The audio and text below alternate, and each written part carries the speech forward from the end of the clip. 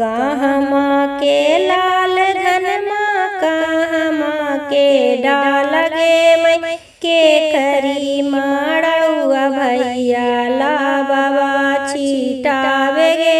मैं के करी माड़ुआ भैया ला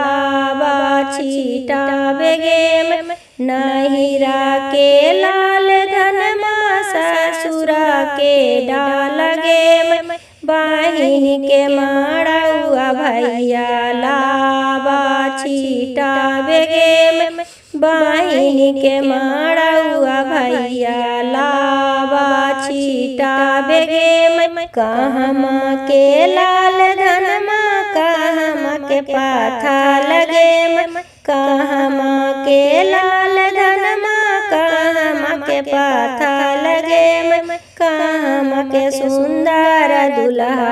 अंगूठा जे छुए गे मैं कहमा के सुंदर दुल्हा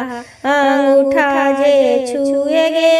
नहिरा के लाल धनमा नहिरा के पाथा लगे मैं अनजानु गाँव के सुंदर दुल्हा अंगूठा जे छुअलन गे मैं अनजानु गाँव के सुंदर दुल्हा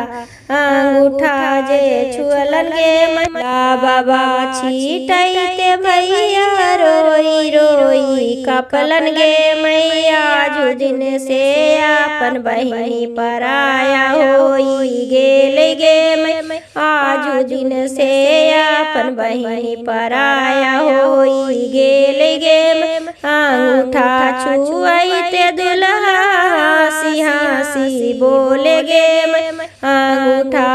छुआईते दुल्हा हंसी हंसी बोलन गे मैं आजू दिन से सुंदर धानी हमर होई गेल गे मैं।